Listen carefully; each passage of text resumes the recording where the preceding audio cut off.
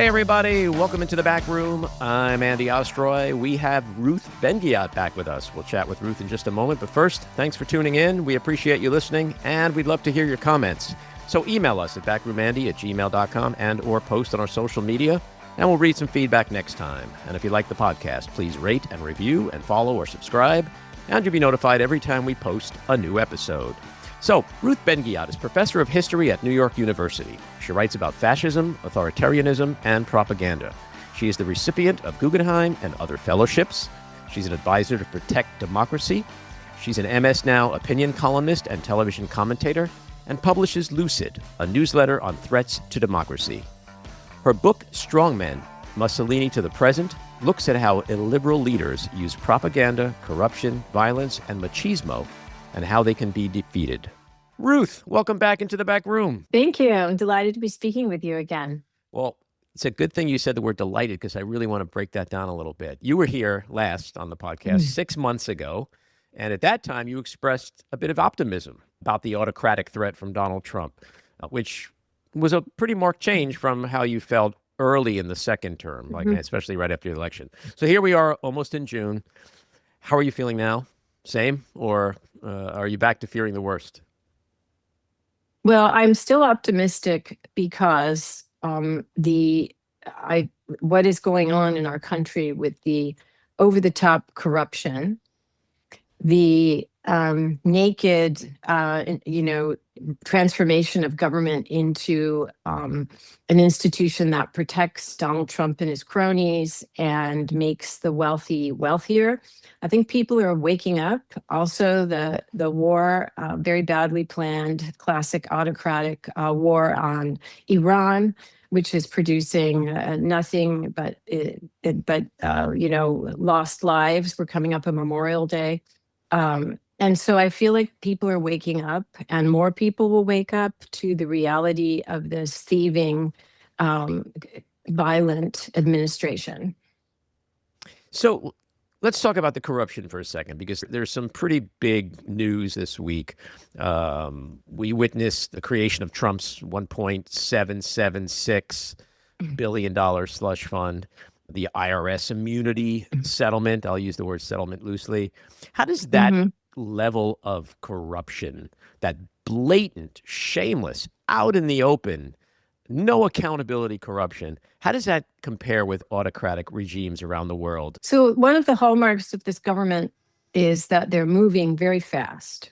If you compare what's gone on this last, let's say, 15, 16 months with the first year of Erdogan or Putin, even Putin or Orban, what the destruction of government, the blatant corruption, it has been of a scope and a scale that there is no comparison. It really resembles more like after a coup or a revolution. That's how fast, the wrecking of science, all these like contextual things.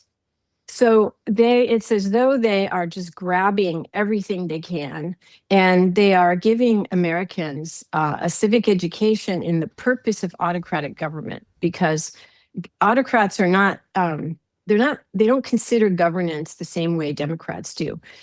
The purpose of being in power is to enrich yourself off of public office, and not just yourself, but your clan, your family, and also to amass enough power so you feel safe, so no one can get you.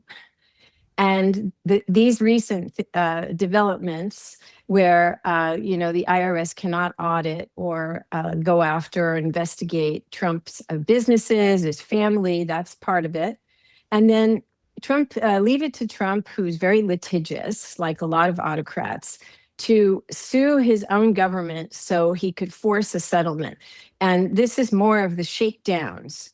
This is a good word. It's a word that comes from organized crime, and there's a lot of overlap between organized crime and autocracy. And so Trump has been shaking down, media companies, foreign powers. And so now he has got this slush fund as the result of his latest shakedown. But the magnitude of this, that our tax dollars are supposed to fund reimbursement for the thugs of January 6th, who broke into the Capitol, assaulted police officers. We're supposed to fund this. That's a lesson too, because when you have an autocracy, your tax dollars fund state repression, which is used against you. So it's totally perverse. Yeah. I think, like a lot of people, I sit back and I scratch my head. I'm not a fascism expert. I'm not a constitutional scholar. I'm not a lawyer. But I look at what's happening and I'm like, okay, the United States president, who controls everything, sued his own government, then told his Department of Justice, who would settle these cases, he told them literally what to do. We all know that Trump's pulling all the strings. Todd Blanche is not acting on his own. Like, this is banana republic shit. Like, how is this even legal? Is it I mean, Jamie Raskin is there's lawsuits. Democrats filed a lawsuit. The two cops filed a lawsuit. Brian Fitzpatrick, a Republican congressman, is vowing to legislate. So I don't know where this ultimately lands, but it just seems like, how could this possibly be legal and actually end up happening in America? My research shows that, and we've seen, like, if the circumstances are right, any country can have a lawless, thuggish autocrat come into power. And Donald Trump's one of the most skilled propagandists in history. And so he got in, and then he got in again, despite having tried to overthrow the government in a self-coup, because of his powers of persuasion. And he's been buying off elites. That's very important. And he's doing all the things from the autocratic playbook. But this is particularly blatant corruption. And, Jamie Raskin and everyone, they're doing the right response. But the magnitude of it is, I'm hoping we need to message properly about this, because this is unheard of. This is actually, the word that is being thrown around a lot is kleptocracy. And this is when it literally means government by thieves. And what it means is that the autocrat uses he plunders government. It could be private businesses. 1 out of 6 Russian private businesses has been seized. The assets have been seized or expropriated by Putin. Putin's a kleptocrat. They also plunder state agencies, and they use tax. They kind of appropriate our tax dollars for their own private profit. And so this is happening in the United States now. It often seems like, and feels like, what Donald Trump does is perhaps less about the actual act that he's doing than testing the limitations of government and the guardrails of government. Are we all getting ourselves nuts about this slush fund and maybe overlooking what might be the bigger concern here, which is this is just another one of his tests? And then all of a sudden we're at an election in November, and the fear is that on election day, like, how much time will the guardrails have to kick into motion to stop an election from being tainted or worse? Well, I think that the way these guys think and operate is that they throw out these trial balloons. They tell you what they're going to do most of the time, or they tell you while they're doing it what it's about. And Trump said, he said recently of the January 6th thugs that, they broke the laws for me, so they have to be rewarded. And that is what a mafia boss says.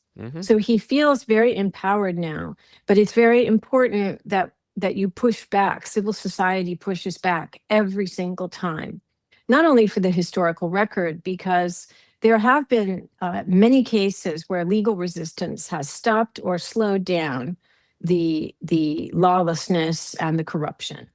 And so if we get into a fatalistic mentality and we figure, well, he's going to do what he wants anyway, why should I stick my neck out? That makes things even worse. And so we don't want to do that. We need to resist and call out and analyze and discuss every single thing. It's exhausting, and it's designed to be exhausting. But in doing so, we at least can influence somewhat the degree of hubris that these guys have. He's going to try everything, but we don't have to take it silently. Mm-hmm. I couldn't agree more. And around here, my nickname, I think I may have told you in the past, is Optimistic Andy. Yeah. So I'm asking you, why are you optimistic right now, given that it is exhausting, given that a lot of people are despondent, they're just tired of waking up every day and like, oh my God, look what he said today, look what he did today, look what he's trying to do today. So why are you optimistic, and why should we still be optimistic?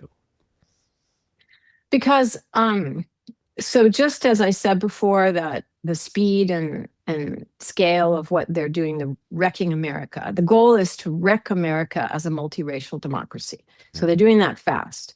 However, our responses, our civil resistance, has also been very. It may not seem like it to people because we have an idea that everybody should be converging on the Capitol. Well, that's not how resistance works nowadays. It's often decentralized. And the degree of resistance that's been shown, the numbers are rising, all the stuff that's happened in the Twin Cities, all the networks of, collective assistance.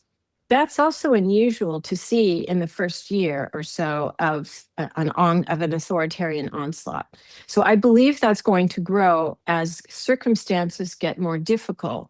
The economy, so it's going to get worse before it gets better. Yeah. That's for sure. But more people are going to understand and wake up that Donald Trump is not their friend, that he doesn't care whether they live or die, and that the people around him, from the Secretary of Commerce to trigger-happy Hegseth, who says we negotiate with bombs, that they are only out for themselves, and they consider all of us just like assets or fools or cons. People to be conned. And that's going to grow the numbers of people who realize that they need to act. And there's many ways that you can resist. The other reason I'm optimistic is that a lot of these guys are going down. They pay PR firms, many of them US PR firms, these autocrats, to make sure we hear about the march of autocracy and how infallible they are. And, oh, look, here's Xi and Putin, and now he's going to North Korea. But a lot of these guys are aging out. They have severe problems at home. And Orban is the model for the kind of problems that are actually being created in America now. And there's a lot of research about resistance that shows that because we're in the middle of a wave of resistance all over the world, mostly nonviolent, that's been very effective in South Asia, for example. But we're not hearing about that, right? We don't hear about it. We only hear about the triumphs of the autocrats. And so that the three conditions that are causing people to mobilize are blatant corruption, check, autocratic overreach, when the government either becomes much more brutal or just shows that it doesn't care, gives people the middle finger, right? And then economic hardship. When people start to feel economic hardship and they see the leaders being like stealing their tax dollars, then they start to mobilize in greater numbers. And so I feel that a lot of these guys are going to go down in the next decade. And I feel that here we're going to have much more of, that's why Democrats are winning elections right now in unexpected places. I think all of that it's such a good point. And, the reality is, by most measurements, Donald Trump is imploding. His popularity is at the lowest ever, at around 37%. I think Fox came out with a poll even lower than that. He's lost several key constituencies, especially independent voters. He's even starting to lose some of his bread and butter non-college white voters. Yeah. We know he's an autocrat wannabe. Historically, can someone like him succeed without the support of the populace? No, I mean, this is why nowadays, where you keep elections going, they have to start fiddling around with elections. So in Turkey, Erdogan, who's very unpopular, has done like no good for the economy. And his great rival, a Democrat, the mayor of Istanbul, if they had a fair and free election in Turkey, Imamoglu would win. He'd be president and Erdogan would be out and maybe prosecuted.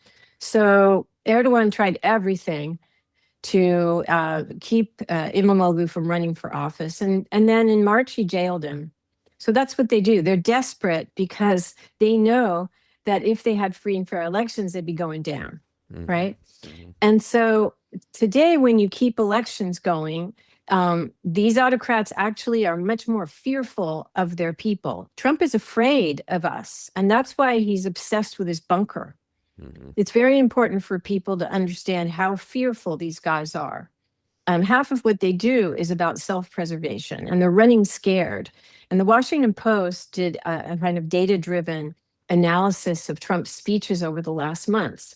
Well, guess what? The main topic he focused on was his ballroom. And then Trump has recently told us, finally, what we all knew, that the ballroom is just an excuse for the bunker underneath.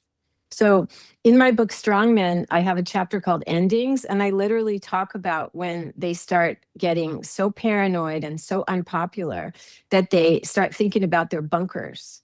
And so we're at the bunker stage. And what he cares about is, what he cares about is that, and then in fact, just like the last 1 or 2 days, it came out that he started describing it more because he's obsessed with it. And he said there's a military hospital. So he's going to create a whole world under there. So when everything he's doing comes home and people get, angry, not violent, but just start to resist, and the elections don't go well, he has somewhere to hide. And the fact he's so fixated on his bunker tells you he knows exactly how unpopular he is, and he's filled with fear. I have so much I could say to that, but I won't. We've all heard over the last 11, 12, how many years, that he has some kind of fascination with Hitler, right? Hitler's generals. He's had his own copy of Mein Kampf supposedly on his nightstand. He reads Hitler's quotations. Do you think the bunker thing, and I guess you have to get into his twisted head to really even begin to try to answer this question, but is he just following the Hitler playbook in some crazy morbid way? No, it's not just, we could have a whole discussion about the what they're borrowing from Nazism, because the end game of this, and I just wrote a piece about this for my Substack, Lucid, is to convert our multiracial democracy into a white Christian nationalist ethno-state. And that's why they've been, all the flirtations with neo-Nazis, they've been borrowing from Nazi slogans and government messaging. All of this is going on. But it's not just Hitler. Hitler was the biggest coward because he not only went into his bunker when the Red Army started to come in and Germany was going to lose the war, and he stopped communicating with Germans. He just left them to their own fate, and then he killed himself. But many of them end up in bunkers or holes in the ground, and they're running scared. Like Ceausescu in Romania, he had this like giant palace and he holed up there, but that didn't go very well for him. And so it's not just Hitler. It's something to do with the autocratic psychology, because the whole reason they're in government is for self-preservation. And when things go badly for them, all they care about, they become laser focused on their own survival. And that's why he just keeps talking about the ballroom / bunker for months now. All of it is just so sick and twisted. You mentioned Viktor Orban before. What do you think he lost his reelection bid? And more importantly, what can we extrapolate from that loss about Trump and where American politics might be headed? Yeah, I'm happy to talk about that. So I mentioned before that like corruption, economic hardship, and autocratic overreach are why why autocrats become vulnerable and resistance grows. And so Peter Magyar was very smart. He's in his 40s. He's young. He's full of energy.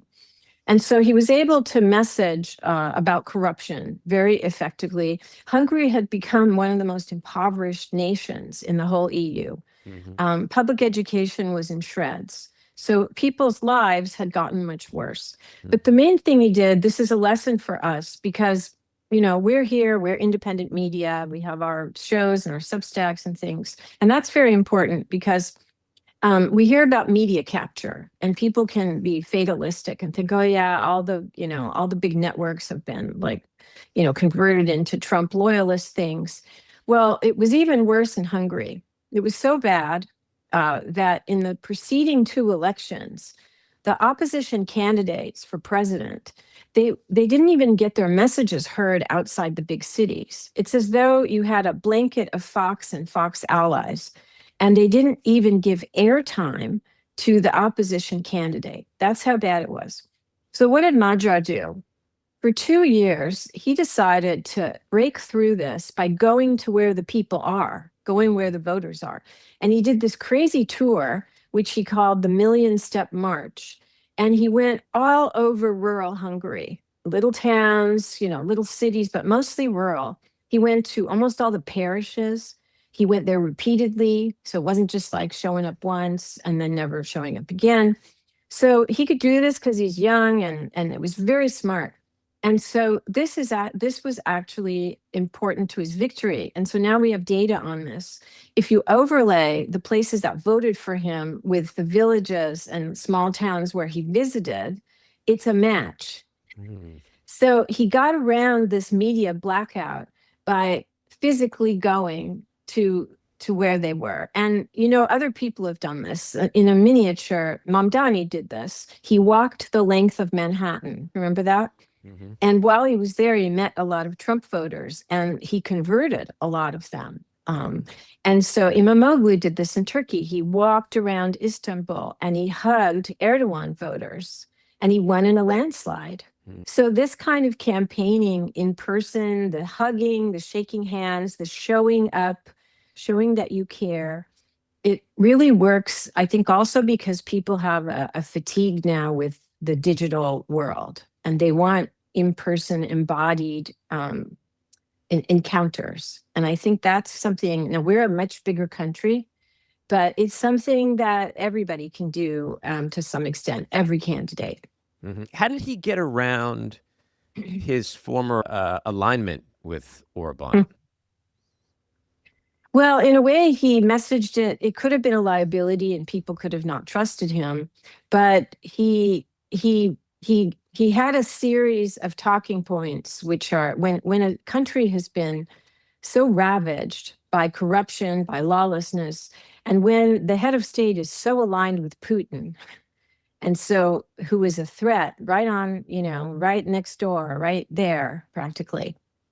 It wasn't hard to stand up for decency, for rule of law, for respect for the individual, for education, for transparency. These are just basic concepts. In fact, the Republican Party of Reagan, say, used to be aligned for rule of law.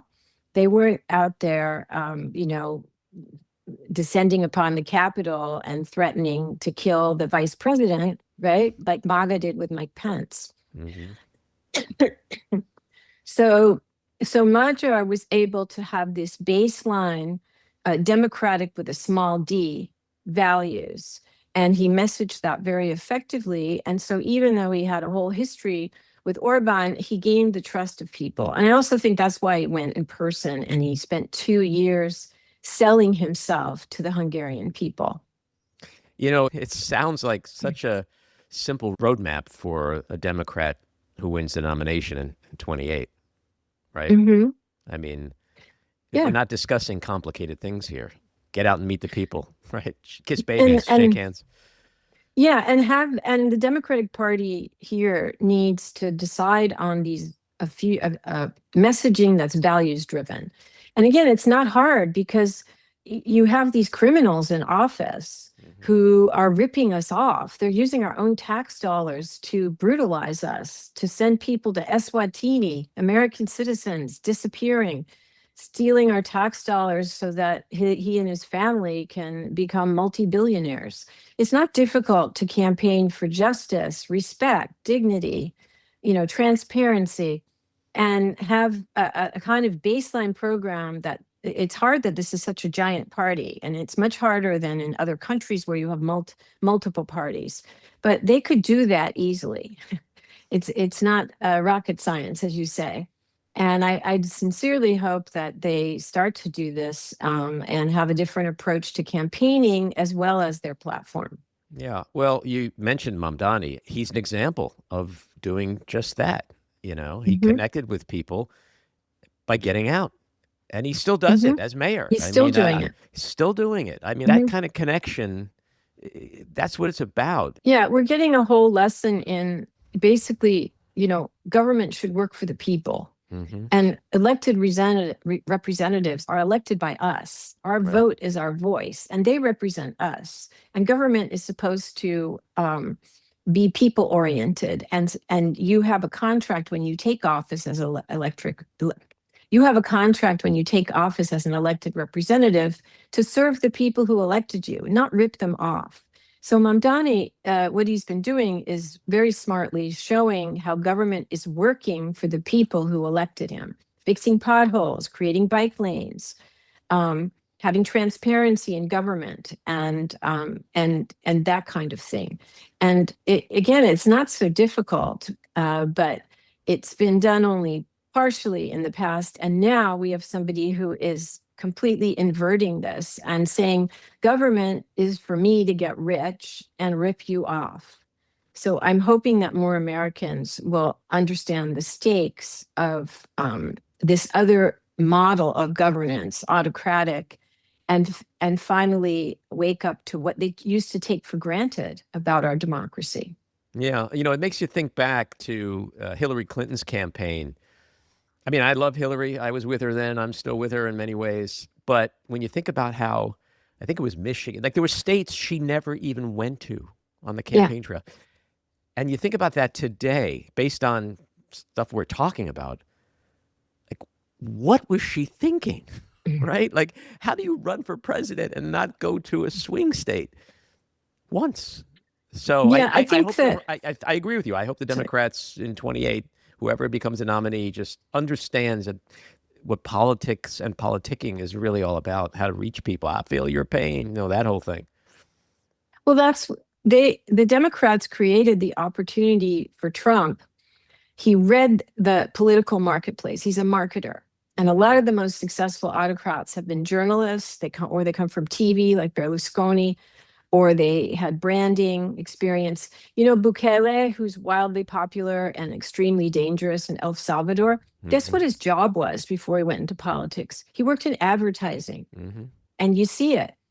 And so the Democrats made it seem to millions of Americans that they didn't care about working class people. They didn't care about white people in outside big cities or even working class people in cities. And so Trump surveyed the marketplace back in 2016, and he went in there and said, you have been forgotten, but you're forgotten no longer. I love you. I will fix it. So he found a hole where he could go in and fill. And that's what autocrats do. And so the Democrats left that open for him. And I sincerely hope that they've learned their lesson, because the party has been very elitist. It's been very difficult for talented young people or just talented people of any age who have different ideas, not so elitist, to get mobility within the party. And I sincerely hope that that's changing. Yeah, again, it's not rocket science, but they are winning. To your point earlier, they are winning virtually every election. So I feel like they finally got the messaging right. They know what they're doing. So I'm my fingers are crossed. Last week, what did you make of the summit last week, Trump in China with Xi Jinping, and what that get together might ultimately be saying about Trump's current overall standing on the world stage? I mean, Trump in June 2024. He was campaigning for president, and he said, if you have a smart president, they don't have to be your enemies. A smart president will make them do great. He was referring to China, North Korea, and Russia. And so one of Trump's, I truly believe, I've written many op-eds, including the New York Times, about this, that Trump is in office to wreck America as a democratic superpower and allow autocracies to prosper. He's also in office to get money and deals from these autocracies. So, and his family is the same. So Jared Kushner is funded by the Saudis. We don't really know, because of the absence of transparency, how much money the Chinese are funneling to him through crypto, for example. At the end of his last term, he said in his fashion that the Chinese had paid him $5 million for services. And I saw that live, and I was waiting for one of the journalists to ask him, well, what were the services you provided? We never heard. Mm-hmm. So China being so dominant, and most people don't know that China has been propping up the Russian economy. China experts, I learned this from China experts, that China is really a great stabilizer right now of the Russian economy. And so China is quite dominant. So there is no way that Trump, venal as he is, servant of autocracies as he is, was ever going to go and be tough on China. Yes, there are individual Republicans who have histories of being tough on China, but Trump was going to be subservient, and this was all about political theater. And we don't know what's going on behind the scenes, what deals he's making. He's said many times he would love, more than 500,000 more Chinese students to come into the United States. That is something China welcomes. So I have a very, cynical view of any kind of tough on China stance from this administration, at least from Trump's point of view. Yeah, it was just bizarre. While he was there, he kept telegraphing how great everything's going, and he like he always does. He always brings it back to himself. Like, I have a great relationship with him, and he likes me, and we respect each other, and he's a great leader. And at the same time, she is saying, if you don't do what I need you to do with Taiwan, we actually might go to war with you. So it's like, what's going on in his head? Is he just delusional, or is he, like you said earlier, he's just spitting out the propaganda no matter what actually is being said and done around him? He truly wants to please the Chinese so that they will fund him, and he wants to feel like the big man. And all of these autocrats know they can play him. I mean, he is a partner of Putin, and that alone, he is in office to solve Putin's problems. That makes him weak to the Chinese. And so I can't imagine any scenario where Trump wouldn't just stand by and allow China to invade Taiwan. And if only because Taiwan is a democracy. So there's the pleasing China part, but Trump is against any democracy in the world. He wants to wreck democracy all over the world. He's always hated democracy. And so he's going to stand aside, or at the very least stand aside and allow China to do what it wants with Taiwan and justify it as great power politics, the strong men who are, governing the world. And the delusional part is that he doesn't want to understand that these people are playing him and mocking him. Putin, Kremlin television routinely mocked him for years until very recently, and maybe they're still doing it. They also put, nude photographs of Melania from her modeling years on TV, but he never cared. That humiliating him never caused him to rethink his position as an asset of Putin. Yeah, well, he might also just follow the playbook he has with Ukraine and Russia, where, if there's an invasion of Taiwan, he'll just, get back to the propaganda and say, Taiwan started the war. That's Yes. that's what he did with Ukraine. And it's like, whether he believes it or not, it doesn't matter. But to the 20, 30, 40% of the country who believes everything he says, they'll go around and parrot, the propaganda. Yeah, I'm glad you mentioned that. So we can look ahead. Just as Ukraine started its own war against itself by Russia, whatever, Taiwan will be blamed, and you're gonna see that ramping up. And then if something happens, he will shrug his shoulder and say, as he's done many times in front of atrocities, things happen.